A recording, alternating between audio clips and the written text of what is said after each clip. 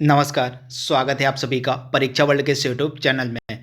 दोस्तों, कल 8 जनवरी के दिन जो एनटीपीसी की परीक्षा होने वाली है, उसके लिए हम 70 महत्वपूर्ण प्रश्नों की एक सीरीज लेकर आए हैं। इस सीरीज में हम जीके, जीएस और करंट अफेयर्स के मोस्ट सेलेक्टेड प्रश्नों को कवर करेंगे, जो कि आपके एग्जाम में कल पूछे जा सकते हैं। क्योंकि ये जो प्रश्न है, ये आपके एग्जाम का जो पैटर्न चल रहा है, जिस पैटर्न पे क्वेश्चंस पूछे जा रहे हैं फिलहाल, उसी पैटर्न पे इन 70 प्रश्नों को इस वीडियो में हमने सम्मिलित किया हुआ है। तो एग्जाम में कल जाने से पहले एक बार इस वीडियो का बिल्कुल ध्यान से देख लीजिएगा। ये वीडियो कल आपके एग्जाम के लिए काफ़ी महत्वपूर्ण होने वाला है। तो चलिए आज की वीडियो को शुरू करते हैं और फटाफट 70 प्रश्नों को सॉल्व कर लेते हैं। तो चलिए वीडियो को शुरू करते हैं।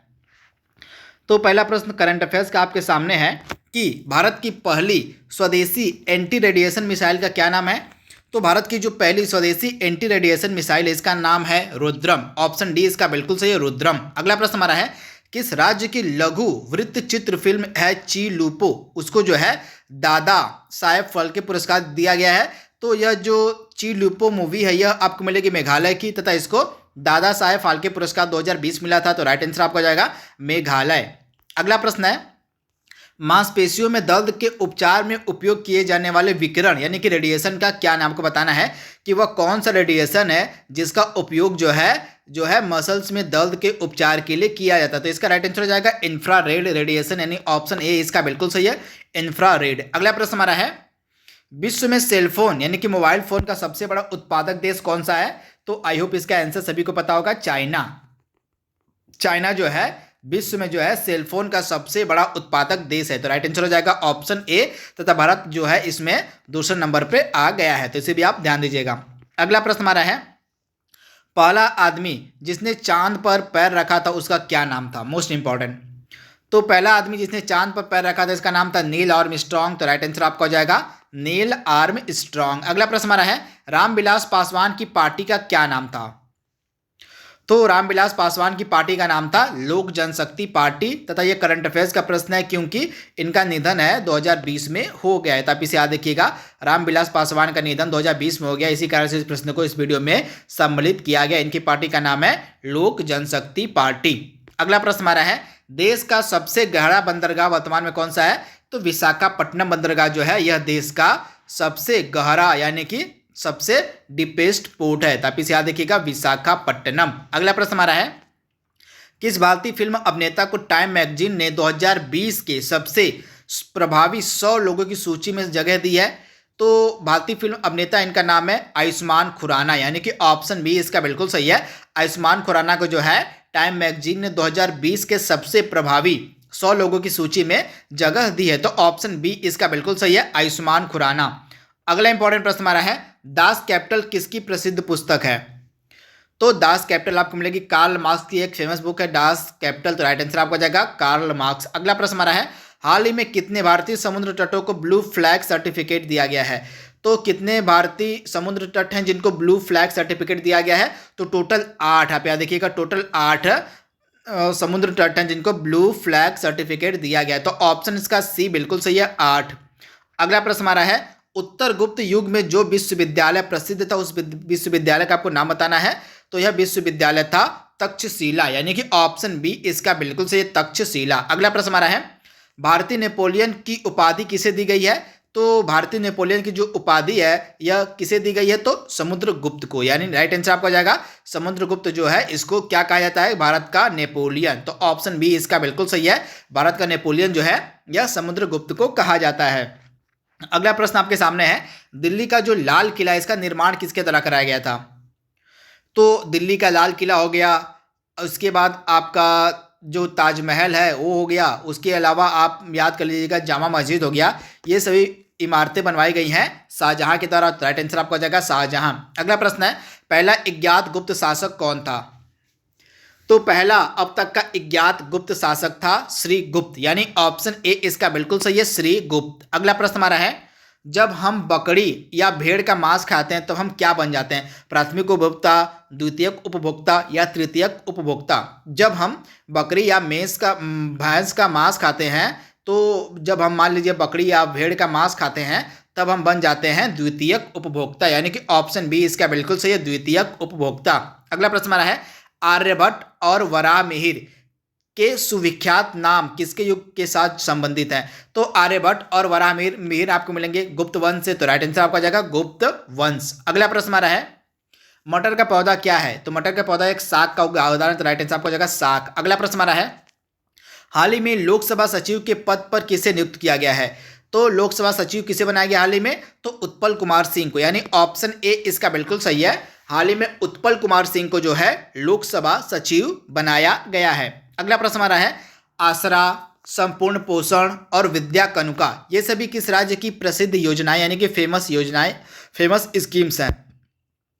तो आसरा, संपूर्ण पोषण और विद्या कनुका ये तीनों फेमस स्कीम आपको मिलेंगी आंध्र प्रदेश राज्य की, तो राइट आंसर आपको जाएगा आंध्र प्रदेश। अगला प्रश्न आ रहा है, अफ्रीकी विकास समूह के अध्यक्ष के रूप में अफ्रीकी विकास बैंक जो समूह है इसका अध्यक्ष किसे बनाया गया है? ये दोबारा अपॉइंट किया गया, इनका नाम है अकीमबुबु अदीसीना, यानी कि ऑप्शन बी इसका बिल्कुल सही है। अकीमबुबु अदीसीना जो है अफ्रीकी विकास बैंक के दोबारा अध्यक्ष बनाए गए हैं। अगला इंपॉर्टेंट प्रश्न हमारा है, नागरिक उड्डयन सुरक्षा ब्यूरो की पहली महिला महानिदेशिका कौन बनी है? तो नागरिक उड्डयन सुरक्षा ब्यूरो की पहली महिला महानिदेशिका बनाई गई हैं उषा पढ़े, यानी कि ऑप्शन बी इसका बिल्कुल सही है, उषा पढ़े। अगला प्रश्न आ रहा है, विश्व वन्य जीव दिवस कब मनाया जाता है? सुपर इंपॉर्टेंट प्रश्न। तो जो विश्व वन्य जीव दिवस है इसको मनाया जाता है प्रतिवर्ष 3 मार्च के दिन, तो राइट आंसर आपका जाएगा 3 मार्च के दिन। अगला प्रश्न आ रहा है, डॉल्फिन किस वर्ग में सम्मिलित किए गए हैं? तो इसमें आप याद रखिएगा जो डॉल्फिन इनको स्तनों की कैटेगरी में सम्मिलित किया गया, तो राइट आंसर आपका जाएगा स्तनों की। अगला प्रश्न आ रहा है, डॉक्टरों द्वारा जो एनेस्थीसिया का इंजेक्शन दिया जाता है उसमें किस हास्य गैस का उपयोग किया जाता है? तो एनेस्थीसिया में जो है नाइट्रस ऑक्साइड का इस्तेमाल किया जाता है, तो राइट आंसर आपका जाएगा नाइट्रस ऑक्साइड। अगला प्रश्न आ रहा है, भारत की पहली महिला कार्डियोलॉजिस्ट जिनका हाल ही में निधन हो गया, तो भारत की पहली महिला कार्डियोलॉजिस्ट थी, इनका नाम था doctor S Padmavati. Option B इसका बिल्कुल सही है, डॉक्टर एस पद्मावती जो थी ये भारत की पहली महिला कार्डियोलॉजिस्ट थी जिनका हाल ही में निधन हो गया है। अगला प्रश्न आ रहा है, निम्नलिखित में से कौन सा सौरमंडल का भाग नहीं है? तो इसमें से निहारिका जो है यह सौरमंडल का भाग नहीं है, बाकी तीनों सौरमंडल के पार्ट हैं। अगला प्रश्न आ रहा है, निम्नलिखित में से किस संविधान संशोधन अधिनियम को लघु संविधान कहा जाता है? तो आप याद रखिएगा हमारे संविधान संशोधन जो किया गया था 42वां संविधान संशोधन 1976 का, इसे हम मिनी कॉन्स्टिट्यूशन यानी कि जो है लघु संविधान अधिनियम के नाम से, मतलब इसे हम लघु संविधान के नाम से भी जानते हैं। तो आप इसे याद रखिएगा जो 42वां संविधान संशोधन किया गया था 1976 में, इसको जो है लघु संविधान की संज्ञा दी जाती है। अगला प्रश्न हमारा है, पिछड़ी जाति आयोग के प्रथम सभापति कौन थे? तो पिछड़ी जाति आयोग के प्रथम सभापति थे काका साहेब कालेलकर, यानी ऑप्शन बी इसका बिल्कुल सही है। काका साहेब कालेलकर जो है ये पिछड़ी जाति आयोग के प्रथम सभापति थे। अगला प्रश्न हमारा है, राज्य लोक सेवा आयोग का अध्यक्ष किसे नियुक्त किया जाता है? मतलब कौन नियुक्त करता है? तो स्टेट पीसीएस के जितने भी अध्यक्ष होते हैं उनकी नियुक्ति करता है राज्यपाल, परंतु इनको हटाता कौन है? तो इनको हटाता है राष्ट्रपति। तो दोनों आपको याद रखना है, जो स्टेट पीसीएस होता है, जो राज्य लोक सेवा आयोग होता है, उसके अध्यक्ष की नियुक्ति तो राज्यपाल की तरह की जाती है उस राज्य के, परंतु उनको हटाने का अधिकार सिर्फ राष्ट्रपति को दिया गया है। तो दोनों आपको याद रखना। अगला प्रश्न हमारा है, किस ग्रह का कोई भी उपग्रह नहीं है? तो बुध ग्रह जो है इसका कोई उपग्रह नहीं, बुध के अलावा शुक्र ग्रह भी, 2 ग्रह हैं जिनका कोई भी उपग्रह नहीं है, बुध और शुक्र। अगला प्रश्न हमारा है, एरण अभिलेख का संबंध किस शासक से है? तो जो फेमस एरण का अभिलेख है यह किससे संबंधित है? तो भानुगुप्त से। तो राइट आंसर आपको जाएगा भानुगुप्त, राजा भानुगुप्त से संबंधित है एरण अभिलेख। अगला प्रश्न हमारा है, भारतीय संस्कृति का स्वर्ण युग कौन सा काल कहा जाता है? तो गुप्त काल जो है, गुप्त काल को भारतीय संस्कृति का जो है गोल्डन एज यानी कि स्वर्ण युग कहा जाता है। अगला प्रश्न हमारा है, मंदिर निर्माण कला का जन्म सर्वप्रथम कब हुआ? तो मंदिर निर्माण कला का जो जन्म है सर्वप्रथम हुआ था गुप्त काल में। तो राइट आंसर आपका हो जाएगा गुप्त काल। अगला प्रश्न हमारा है, फाहियान जो है कहाँ का निवासी था? तो फाहियान आप याद रखिएगा यह चीन का रहने वाला था, तो आप इसे याद रखिएगा। तथा चंद्रगुप्त द्वितीय आप याद रखिएगा, यह चंद्रगुप्त द्वितीय के कार्यकाल में जो है भारत आया हुआ था, तथा यह चीन का एक यात्री था। अगला प्रश्न हमारा है, गुप्त काल में सोने की मुद्राओं को किस नाम से जाना जाता था? तो गुप्त काल की जो सोने की मुद्रा होती थी उनको हम कहते थे क्या? तो दिनार। राइट आंसर आपको आ जाएगा ऑप्शन बी, गुप्त काल की जो सोने की मुद्रा होती थी उनको दिनार के नाम से जाना जाता है। अगला प्रश्न हमारा है, हर्षवर्धन के समय कौन से चीनी तीर्थयात्री भारत आया था? तो हर्षवर्धन के समय कौन सा चीनी तीर्थयात्री भारत आया था? तो इसका नाम था वेन सॉन्ग। तो वेन सॉन्ग जो चीनी यात्री था, यह हर्षवर्धन के समय में भारत आया हुआ था। अगला प्रश्न हमारा है, भारतीय संविधान के लिए प्रथम जो संशोधन विधेयक था कब लाया गया था? तो 1951 में जो है 1951 में जो है पहला संविधान संशोधन किया गया था। तो ऑप्शन इसका जो सी है बिल्कुल सही, 1951 में। अगला प्रश्न हमारा है, किस संवैधानिक संशोधन के द्वारा पंचायती राज संस्थाओं को संवैधानिक स्तर प्राप्त हुआ? तो 73वां संविधान संशोधन, आप याद देखिएगा, जो 73वां संविधान संशोधन था इसके तहत जो है पंचायती राज संस्थाओं को संवैधानिक दर्जा दिया गया था तथा इसके तहत जो है हमारे भारतीय संविधान में 11वीं अनुसूची यानी कि 11वें शेड्यूल को जोड़ा गया था। अगला प्रश्न हमारा है, पंचायती राज सिस्टम किस सूची में है? तो पंचायती राज सिस्टम आपको मिलेगा राज्य सूची यानी कि स्टेट लिस्ट में। तो आप इसे याद देखिएगा, स्टेट लिस्ट। अगला प्रश्न हमारा है, पंचायती राज सर्वप्रथम किस राज्य में प्रवर्तित किया गया था? तो जो पंचायती राज था सर्वप्रथम राजस्थान के नागौर जिले में। कहा? तो राजस्थान के नागौर में जो है 1959 में जो है प्रथम बार प्रवर्तित किया गया था। उसमें हमारे देश के प्रधानमंत्री थे पंडित जवाहरलाल नेहरू। अगला प्रश्न हमारा है, इवनिंग स्टार यानी कि शाम का तारा और भोर का तारा किसको कहा जाता है? तो शाम का तारा भी और भोर का तारा, ये दोनों कहा जाता है शुक्र ग्रह को। तो ऑप्शन इसका बी बिल्कुल से शुक्र ग्रह। अगला प्रश्न हमारा है, शनि ग्रह जो होता है वह सूर्य का एक चक्कर कितने समय में लगाता है?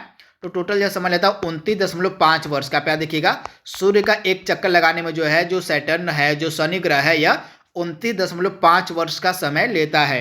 अगला प्रश्न हमारा है, किसी स्थान के मानक समय यानी कि स्टैंडर्ड टाइम का निर्धारण किसके द्वारा होता है?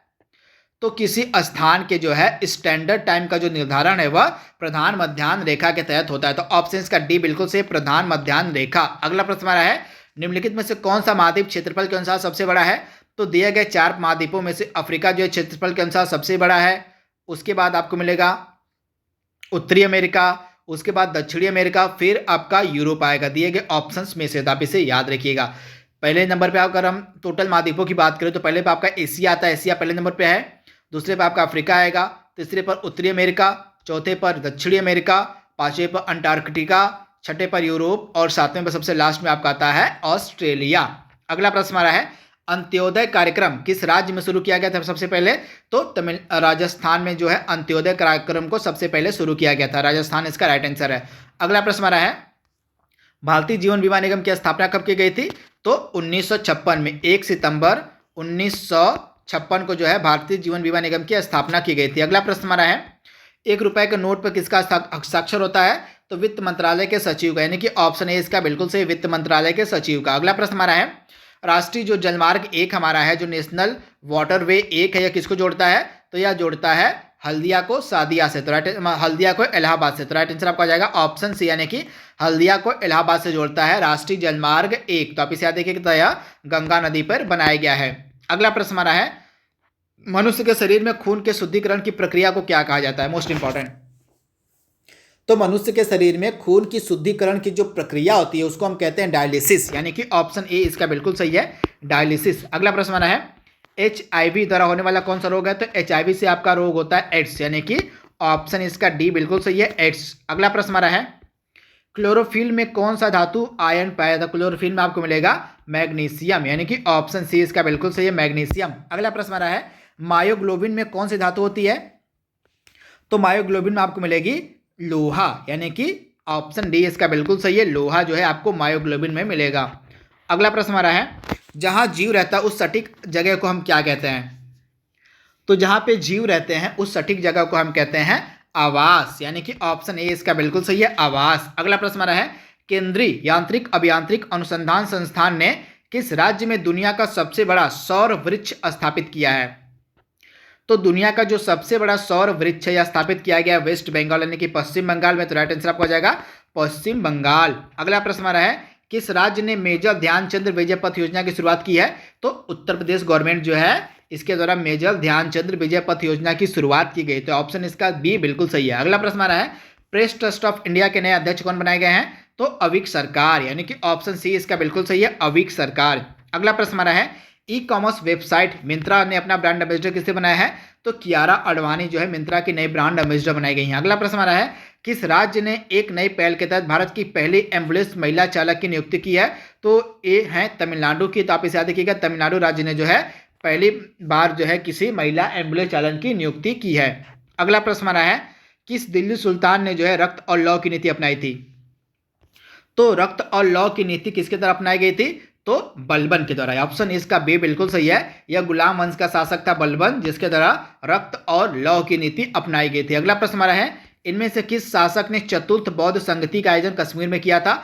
तो कश्मीर में जो चौथी बौद्ध संगति का आयोजन किया गया था वो किया गया था और किसके शासनकाल में? तो कनिष्क के शासनकाल में। तो ऑप्शन सी इसका बिल्कुल सही है, कनिष्क। अगला प्रश्न हमारा है, हड़प्पा सभ्यता की खोज किसके द्वारा की गई थी? तो रखाल दास बनर्जी, यानी कि ऑप्शन बी इसका बिल्कुल सही, रखाल दास बनर्जी। अगला इंपॉर्टेंट प्रश्न हमारा है, वह शासक जिसने एक सच्चे जैन मुनि की तरह उपवास के द्वारा जो है शरीर का त्याग किया था?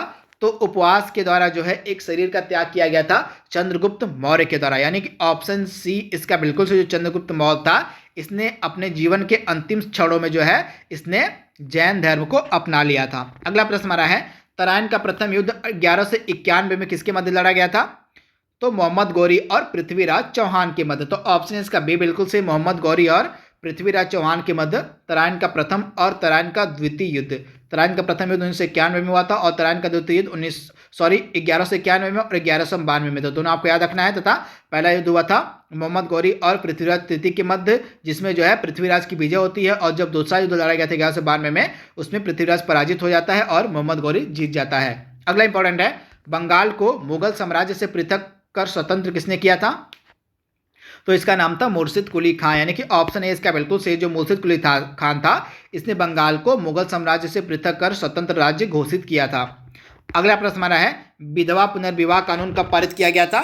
तो 1856 में। तो राइट आंसर आपका हो जाएगा 1856। उस समय भारत का गवर्नर जनरल था लॉर्ड कैनिंग, तथा भारत में विधवा पुनर्विवाह के लिए सबसे अधिक जो कार्य वो किया गया था ईश्वरचंद्र विद्यासागर के द्वारा। अगला प्रश्न हमारा है, अंग्रेजों ने फूट डालो और शासन करो की नीति कब अपनाई? तो अंग्रेजों ने फूट डालो और शासन करो की जो नीति अपनाई थी कब? 1858, यानी कि जो क्रांति हुई थी 1857 की क्रांति, उसके बाद जो है अंग्रेजों ने फूट डालो और शासन करो की नीति को फॉलो किया था। अगला प्रश्न हमारा है, निम्नलिखित में से कौन सी किसी देश की राजधानी नहीं है? तो सिडनी इसमें से कौन है? सिडनी यहाँ पे राजधानी नहीं मिलेगी आपको। कैनबरा आपको मिलेगा ऑस्ट्रेलिया की राजधानी। ऑस्ट्रेलिया की राजधानी कैनबरा है। वेलिंगटन न्यूजीलैंड की राजधानी है। न्यूजीलैंड की राजधानी वेलिंगटन है। और रियाद सऊदी अरब की राजधानी है। परंतु जो आपका यहाँ पे ऑप्शन बी है सिडनी, यह एक शहर है ऑस्ट्रेलिया के की राजधानी है। तो दोनों आपको याद है, कैनबरा ऑस्ट्रेलिया की राजधानी है, वेलिंगटन न्यूजीलैंड की, और रियाद सऊदी अरब की। अगला है, दक्षिणी गोलार्ध में सबसे बड़ा दिन कब होता है? तो दक्षिणी गोलार्ध में सबसे बड़ा दिन होता है 22 दिसंबर के दिन। तो ऑप्शन इसका बी बिल्कुल सही है, 22 दिसंबर। अगला प्रश्न हमारा है, दक्षिण अमेरिका के मध्य अक्षांशीय घास के मैदान को क्या कहा जाता है? तो दक्षिण अमेरिका के मध्य अक्षांशीय घास के मैदान को कहा जाता है पंपास, यानी कि ऑप्शन बी इसका बिल्कुल सही है। दक्षिण अमेरिका के मध्य अक्षांशीय घास के मैदान को पंपास कहा जाता है। आज का लास्ट प्रश्न हमारा है जो कि मोस्ट इंपॉर्टेंट है, दक्षिण अमेरिका की सबसे बड़ी नदी कौन सी है? तो दक्षिण अमेरिका की सबसे बड़ी नदी है अमेजन। तो ऑप्शन इसका सी बिल्कुल सही है, अमेजन। तो दोस्तों, कल 8 जनवरी के दिन जितने भी एक्सपेक्टेड मोस्ट प्रश्न बन सकते थे जीके जीएस और करंट अफेयर्स के, उसको हमने आज सम्मिलित कर लिया है, कंप्लीट कर लिया है। तो इस वीडियो का बिल्कुल ध्यान से देखिएगा। तो आज के लिए बस इतना ही। Thank you, thanks for watching, thank you.